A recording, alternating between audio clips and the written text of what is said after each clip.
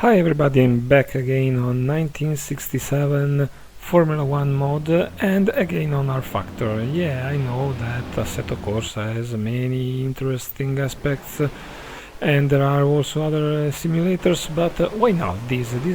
As far as it gives satisfaction, why not having fun with it? This track is in Mexico, apart from my usually terrible start. It is in Mexico, and I think it's one of the most beautiful tracks of this mode and of this environment, generally speaking. This time I'm running with the Honda. Number 7 is Ronnie Bachman, but the focus is on the Honda. Okay. I managed to put a large number of opponents, almost all the ones that raced at those times.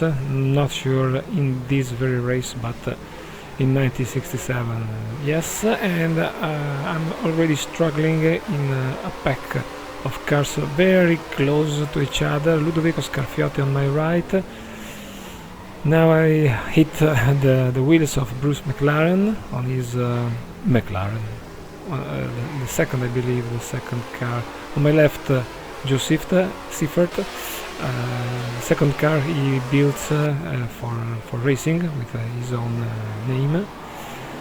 There's a very tight hairpin where it's so easy to touch each other. Many small contacts that, fortunately, in a simulator are all but deadly. And I decided to put this recording as well because it turned out to be a very interesting race with a lot of fights, continuous fights, a little contact with the gearbox of the car of Bruce McLaren, but nothing harmful. It was very light. Watch out, man. Al Pease took a little mistake on the exit of the last of the S's corners, and then there is this slightly banked long turn on the right just before the main straight. So it's very important to exit as fast as possible to start playing with the slipstreams. Since the cars are so tight to each other, of course, the game of slipstream turns out to face the next corner all together, like mixing up cards before playing. And it's, I think it's very spectacular. Also, it is very satisfying when racing.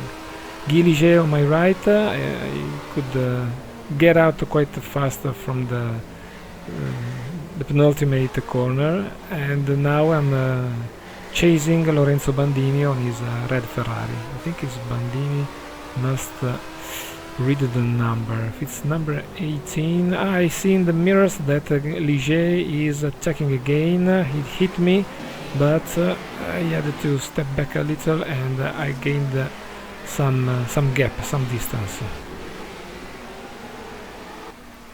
Now the area of of the series of S's is beginning, and despite it is possible to attack here, having a few laps in front of me and the long straight where aerodynamics and the backdraft, hey people, watch out, and the backdraft makes a difference. The tactics, the best tactic maybe to attack there. So why not staying wide in this large corner and close the racing line in order to get as fast as possible out, but he has a small hesitation, and Ligier, who was right behind me, took the occasion to overtake me. Now he's chasing his slipstream, but I had a double slipstream, and now with a very late braking I could overtake both. Ligier took the opportunity of the hesitation of Bandini and took his place. I think that racing this way is largely satisfactory.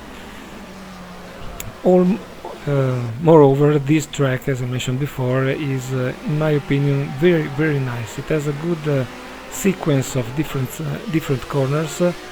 These very tight hairpin, the S's which are different from each other despite they look all similar, and the large big hairpin, wide hairpin before the straight, plus some chicanes of various radius.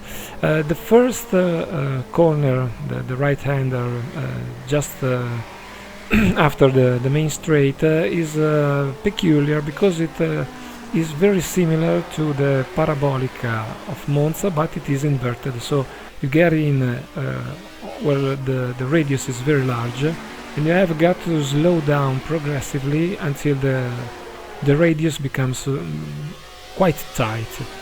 So you must have a really well balanced car in order to face it without losing control or without just going very slow. Okay, now I've got Bandini close to my slipstream, not really very close, and the two Cooper Maserati of John Love and Pedro Rodriguez, if I'm right, who fought each other and let me pass, because if they exit, if they are side by side at the beginning, at the very beginning of the main straight, it's the best backdraft I can have. Here's a short replay of my overtaking. Again, this was the corner where I mentioned the inverted parabolic, let me call it this way. So you can make quite a little late braking, even if you get out of the racing line and out of the most grippy area of the tarmac. If you can manage to keep control of the car, you can close the corner and stay in race without suffering from overtaking of your opponent. Okay, now time, we're half of the penultimate lap, if I remember well. So the important thing is to keep the distance and not make a mistake, which as usual is the biggest issue.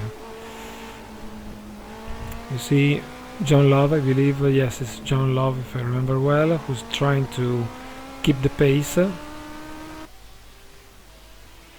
and probably Pedro Rodriguez made some mistake because he fell beyond both Ligier and Lorenzo Bandini.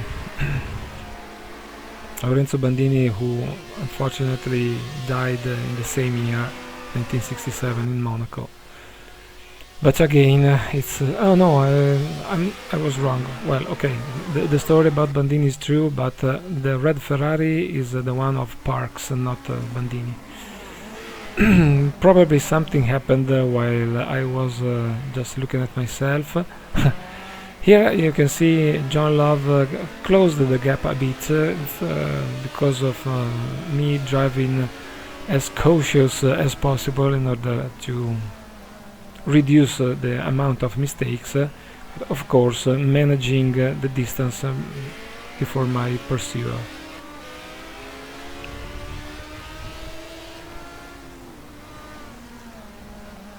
Now heading for the tight hairpin. Yeah, I touched the grass, maybe it's not fully regular, but I had still two wheels on the tarmac. Anyway, John Love couldn't catch me or try to overtake. As usual, if you set up your car not only to make these elegant slides, but above all to make it easier to exit corners as fast and as stably as possible. Yeah, another slight drift. You're in advantage when it comes to doing the best lap time. So if you are in the front, it's hard for your opponents to overtake you unless they are really close. Last corner, if I remember well, yes, and I'm buzzing the pit lane with a little shake to salute John Love, Parks and Bandini, right, one close to the other, Ligier, etc. Okay, let's head for the pit lane, where as usual I expect that the AIs are gonna do weird things. I invite everyone to to keep alive rFactor, because I think that not only for being nostalgic, but also it deserves to be kept alive. It's still plenty of fun. Maybe next time on Assetto Corsa or whatever. Thank you for watching. Goodbye everyone.